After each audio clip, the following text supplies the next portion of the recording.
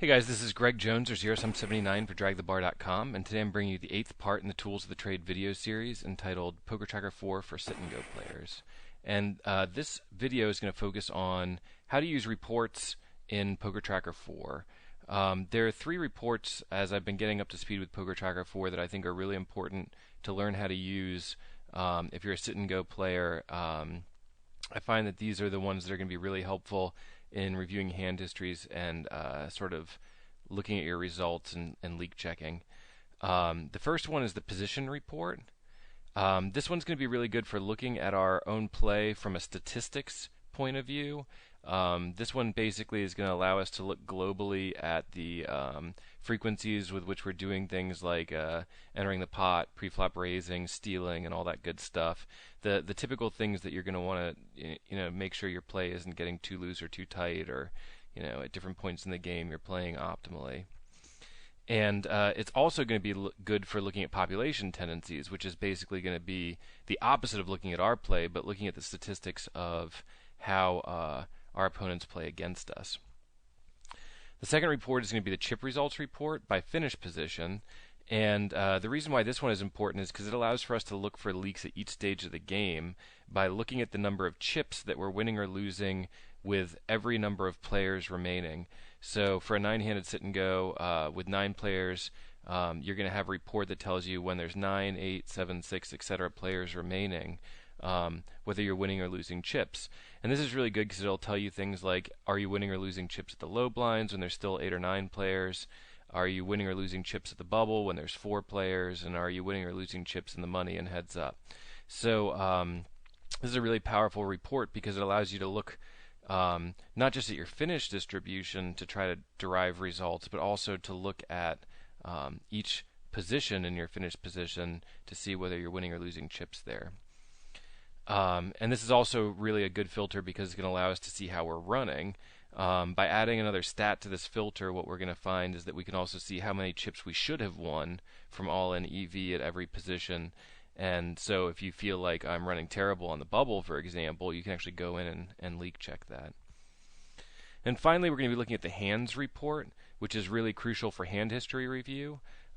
This is going to be a report where we can look at hands for different spots using filters, and also where we can look to check to make sure that our population tendency filters are actually filtering for the types of hands that we want to see. So you'll be looking for the statistics and your population tendencies using the position report, but using this checking population tendencies filter, you can also review the specific hands that you're getting with those filters to make sure that those filters are accurate. And then finally, with the hands report, because we don't have Sit-and-Go Wizard directly integrated into PokerTracker 4, it's also important to just do a review of how you export hands to Sit-and-Go Wizard. So we're going to show how you can export a single hand from your hands report, and also how you can extract multiple hands. This is really good because let's say you filtered for specific situations and you're getting coaching, or specific situations, and you've got somebody who's sort of looking at your game, or you want to look at your game over a variety of spots, a variety of hands in the same spot. You can export all those hands to one file and then review them either in Sit-and-Go Wizard or the pop-up replayer. All right, so the first report we're going to be looking at is the position report.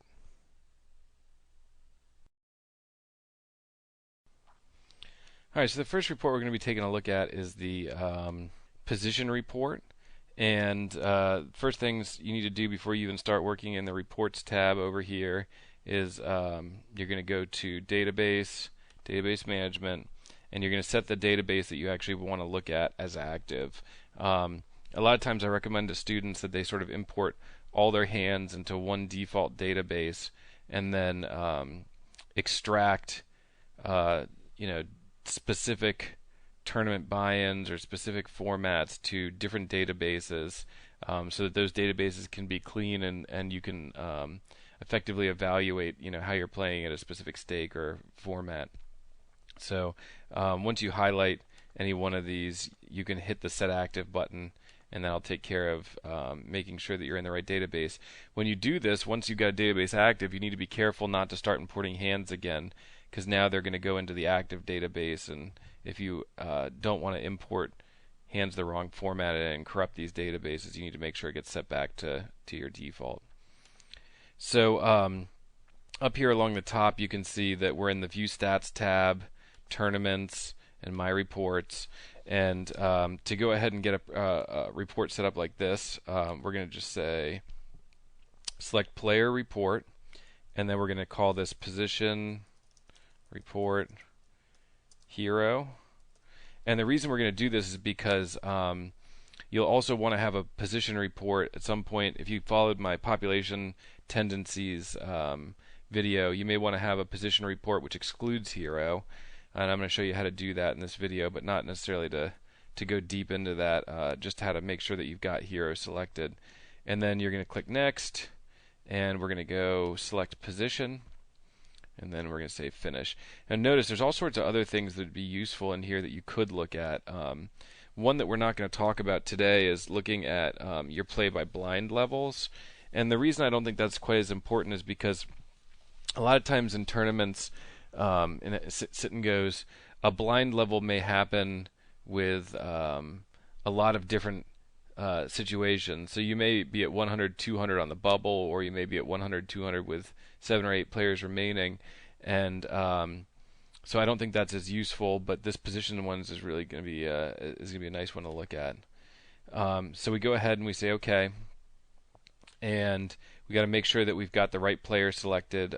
If you have multiple screen names or you play on multiple sites, you're going to find that you need to have the right player in this window that we're going to look at. And what's going to happen is it's going to pull up this window where it just shows you the defaults are the position that you were in, the amount of chips you won from that position, and the amount of hands you played in that position. Typically, if you get set up this way, you're going to see that you're losing more chips in the big blind than it's a struggle to actually maintain a positive amount of tournament chips won in the big blind, but then you may also be losing chips in the small blind or not. I think this is a pretty typical look for a 6-max Hyper Turbo sit and go, because you're going to be stealing a lot from the small blind. This could be pretty profitable for you. All right, next thing, to get this set up, you're going to click this little filters button.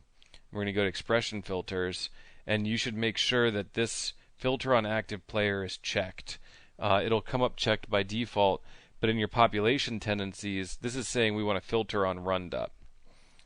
In your population tendencies, what you're going to do is you're going to actually uncheck this, and that's going to allow the database to filter on everyone else in the database for the stats that are going to go into this report. And then if you followed that video also, you'll see that there's an expression that we put in the filter which says to exclude hero from the stats. So you would have to uncheck this filter on active player to get all the other players in, and then you would have to exclude hero from the stats to be looking just at the other players. So anyways, this is set right now because we're looking at the hero filter on active player. And then as we pull this down, you're going to see that there's all sorts of available stats that we can put into this report. So I'll run you through those a little bit in a second. And then if you scroll down even farther, you can see that you can filter on, the type of games, the dates they were played, and all sorts of other stuff, sit and goes, double or nothings, bounties, shootouts. There's all sorts of ways to get the right games that you want to look at into the stats window. And then down here are your quick filters, and you can save quick filters that you want to put in here for anything too. So one set that I like to have set up is raises. That's going to be something like we can put in preflop raise by position, and so you go ahead and you click on that, double click on that stat, and it'll add it up here. And if you want to take it away, then you can remove it. So we can just look at here is preflop raising tendencies from anywhere, any position. You can see that this hero is pretty tight in the early positions and is opening up his game positionally, which is really important. So by position, you could be looking to make sure that you're playing a positional game.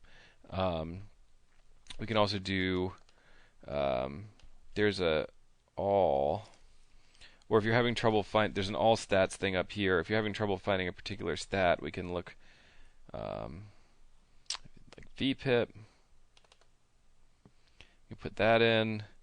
And then the way that we move these around is going to be that you select what you want and you hit the up or down arrow, and that'll reorder this report stats window. And then that'll also allow them to shift over here in this window left to right. So the higher up it is in the report stats window, the farther left it is.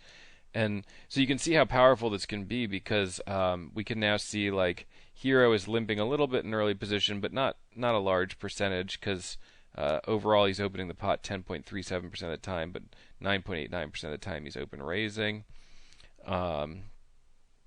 So I really like this window because it can give you some really general stats that we can use in calculations with like um, Poker Stove or some of the other calculators that can help us to sort of see, are we playing well.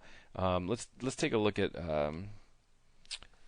some other ones. I actually think it's easier to. I don't know really where everything is set in here, but so we can put this call steal out. It's easier for me to just sort of know what to search for and look for it in the search box. So we've got a call steal, and we can see now that Hero is calling steals in the big blind about 23% of the time. Steals is defined by Poker Tracker 4, I believe, are cutoff raises and later. So you can see here, we could take a look and see whether these kind of stats look optimal for Hero. I think calling in the big blind and a hyper turbo, this looks reasonable. It may be actually that looking at this Hero is maybe not calling wide enough in the small blind to preflop steals. Let's look at some other ones that can be useful. Like attempt to steal. So we can add attempt to steal late position and then small blind. You can see that this is going to get crowded pretty quickly.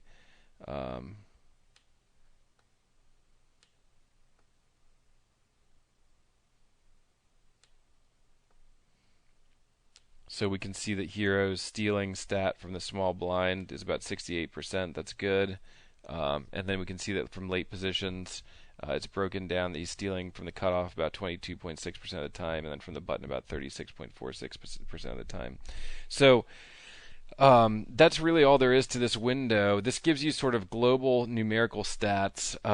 One of the downsides to this type of filtering is if you're playing a polarized ranges, or you're playing against players who have polarized ranges, and you're looking at this window, the polarized ranges aren't going to be reflected. It's not going to tell you like, oh, yeah, this guy's stealing top 15% and then also stealing with some really weak hands in his range. It's just going to tell you the overall number, and so a lot of times you're going to have to assume that this is the top of their range, the top 22 or the top 36%, but that may not always be accurate. So this is a really nice report for basically looking at global stats with your game. All right, next we're going to be looking at. All right, so the next report that you're going to want to make is the chip report by finish position. So the way we're going to do that now is we're going to go ahead and hit new report, and we're going to call this one chip. We'll call this one finish position Hero, and this one is really useful because what this is going to allow us to do is sort of leak check on whether we're doing well based on different points in the tournament. So we're going to filter on this thing called players per hand, and then we're going to hit finish. And you're going to see that what happens is this pops up with number of players in the hand 2 to 6, because that's all that exists in a 6max Hyper Turbo. If you filter on 9 max games, you'll find that this will pop up with 9.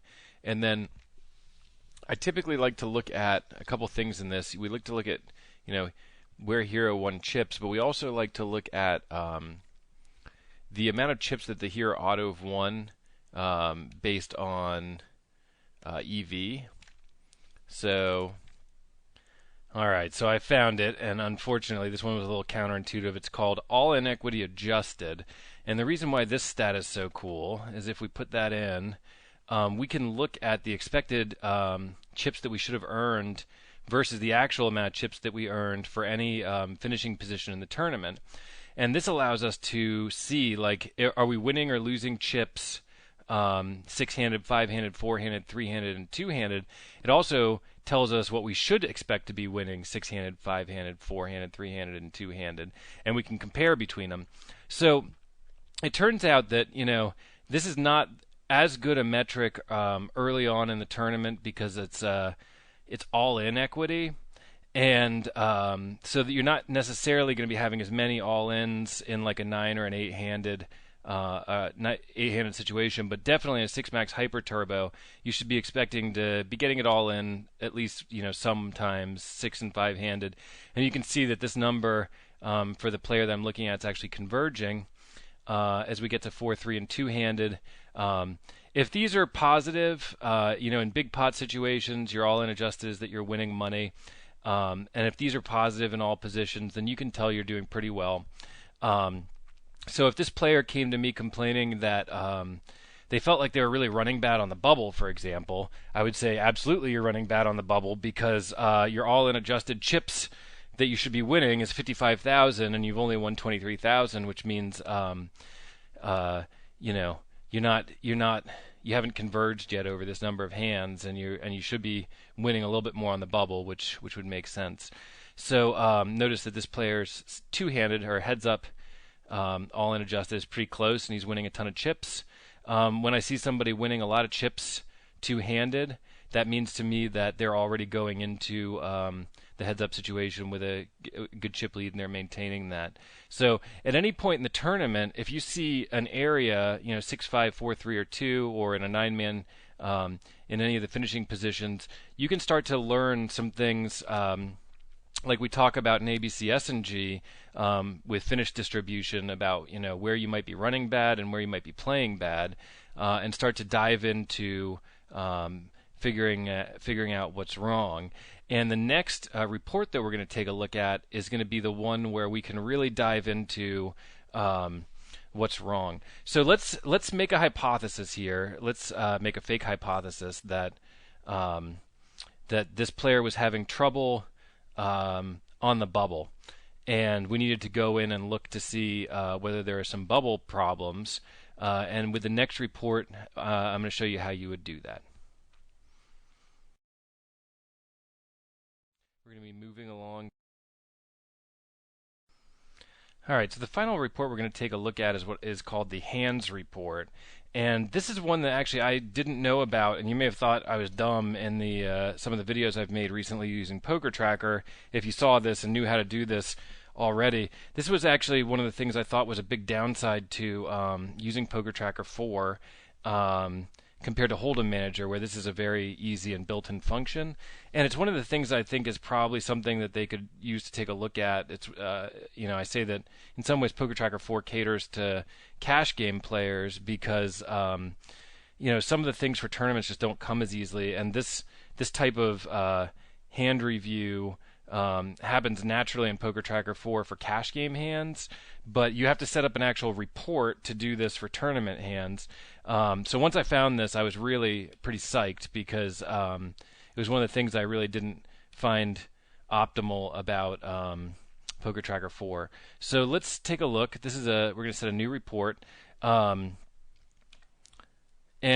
the way that you do this is it's funny because everything in the player reports, all those different things that you can select if you go on, these are all in here, but for some reason they have a separate button completely for hand reports. And if you go down here and click the hand report, we're going to call this selected hand report hero, you can get a list of the actual hands you played.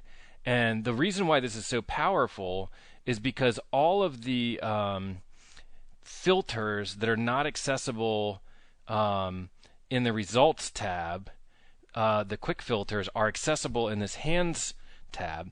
So let me go ahead and show you something. I've got some quick filters, and they're actually set up for population tendencies. But I'm going to go ahead and load one of these up, and you can see that when I do this, one of the things I can do is I can try to figure out whether I can try to actually figure out whether the filters I have are working correctly or not. So this is a 6-max hyper, and we're asking for to see if there's 4 to 6 players in the hand, and there's no limpers, and we faced an all-in pre-flop. Or the big blind faced an all-in pre-flop, and the effective stack sizes were between 14 and 17 blinds, and the position of the first raiser is exactly 9, which is the small blind. So let me show you. Let's select a couple of these hands, and let's just see if this looks like it's working. So we right-click. We select a couple of hands, and we right-click. And I'm going to turn the HUD off because there's no reason to have that on right now. So you can see this is filtering exactly from Hero's perspective, facing a shove from the small blind. And so this is a great way to actually review whether the filters you've set up work in the stats report that we looked at first. And it's also a great way to do hand history review. So now let's go ahead and let's set up a different filter. And we're going to build this one from scratch so you can see how that works. So I just simply want to look at bubble hands because we said, well, maybe the hero has an issue with bubble hands.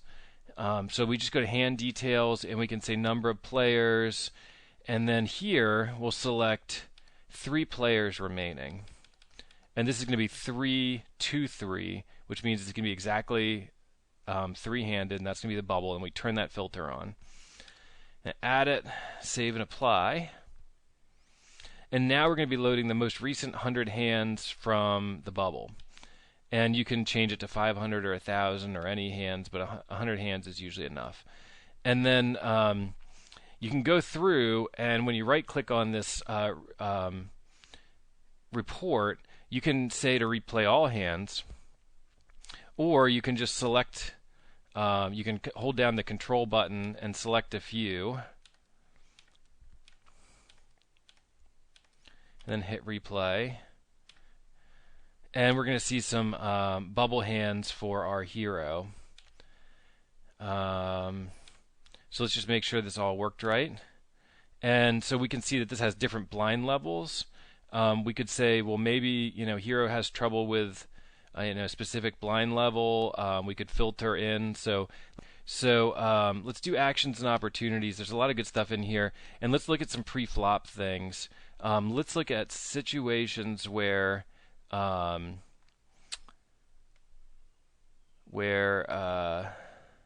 hero is attempting a steal.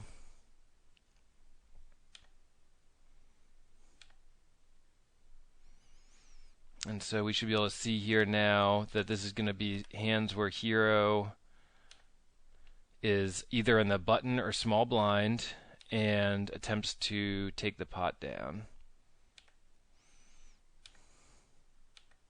Oops. Oh, that was the last hand that was in here. So here, hero's on the button, hero attempts to steal, and it does not work. Here, this is one where hero's in the small blind and is going to attempt to steal, and here's one where it works. So you can see the power of being able to have these quick filters in here where you can build pretty much any kind of filter you want to look for problem hands, and then you can see all the hands that fit that criteria, and you can run through them for hand history review.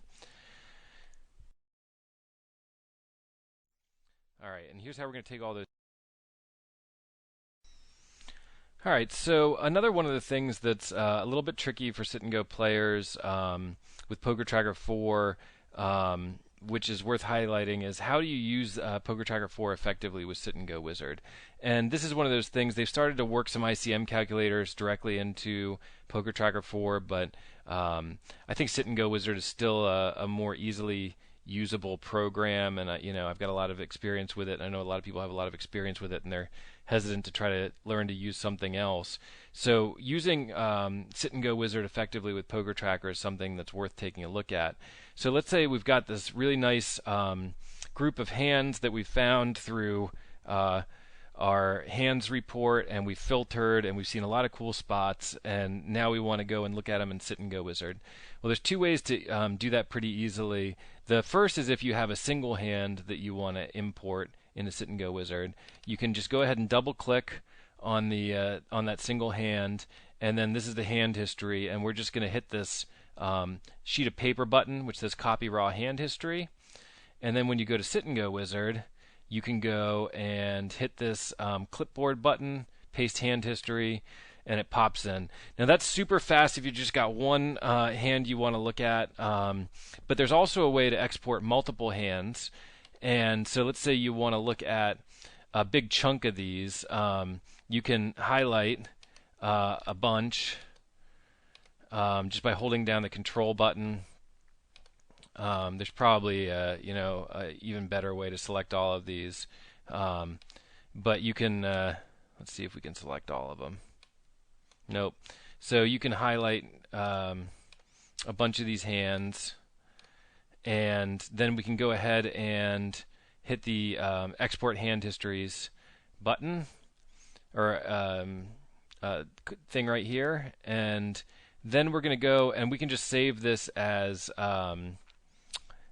the hand histories we want to export. So notice this is going to happen twice. The first is hands export. This is going to be the actual hand history text files. So we'll call this zero sum hand histories, and then we're going to call this zero sum summaries. Save that. There should be 9 hand histories and 3 tournament summaries. And so now when we go into Sit and Go Wizard, we'll hit this little folder, and you'll see that I've already set it to go to the right place. We'll deselect everything except for zero sum hand histories and zero sum summaries. Input those, and now you'll see that those summaries, the reason why they import those is because there's going to be 3 separate games that these hand histories we selected came out of. And then within each of those games, there's going to be a bunch of hands. In total, there's 9. So that's a nice, easy way to, let's say you want to look at bubble hands, from a variety of different tournaments.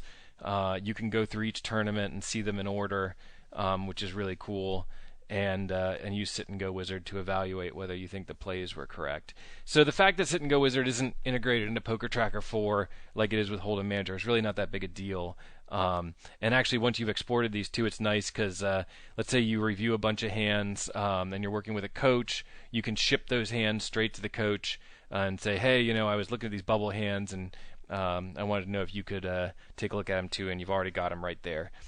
So all right, so that's the what I consider to be the 3 most important reports that you're going to need for like leak checking and using Poker Tracker 4, and then also the method that you use to export hand histories to Sit and Go Wizard when you need to do some ICM calculations. There's a ton of different useful functionality in Poker Tracker 4, and we could do probably a ton of videos on looking at things like the hand range visualizer and setting up HUDs, and there's just a million different things that Poker Tracker 4 can do. But I think these are the 3 most important topics that you're going to sort of need to use Poker Tracker 4 for your daily hand history review routine. All right, now let's go back and take a look for some conclusions. All right, so in conclusion, we've seen that Poker Tracker 4 is really a very powerful tool, and it's difficult to exploit that power. There's so much to learn. It's really worth taking it in chunks and sort of learning about one specific area. Today we focused on the reports tab, but obviously there's a lot of different functionality in Poker Tracker 4 that's worth taking a look at.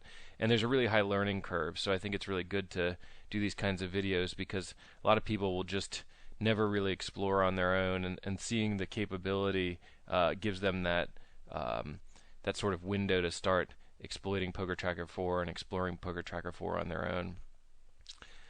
Poker Tracker 4 is more widely used for cash games than tournaments. I think this is probably primarily because the user base is more focused on cash games. So I find that a lot of the tutorials and things on the Poker Tracker 4 website just don't get into the specifics for tournaments. Like I had mentioned for a while, the hands report, I wasn't even aware that was available, and it's naturally integrated for cash games. So learning that was there was a good moment, and realizing that Poker Tracker 4 is really the solution I'm going to stick with for the long term. So this is really not a fault of Poker Tracker 4. I don't blame them for focusing on their core audience, but I think it's worth getting some training on how this stuff really works for tournament players. And finally, reports are really the way that I think you're going to get maximal value out of your hand history review. So these things are really only limited by your creativity and imagination, and the more spots that you can think of that you can look at, I guarantee you it can filter for anything. And so it's really worth diving into this on your own and spending some time with this tool. So, in conclusion, I think Poker Tracker 4 is really well worth the effort of investing the time and getting over that big learning curve, and I hope this video has helped. This is Greg Jones, 079, saying good luck at the tables.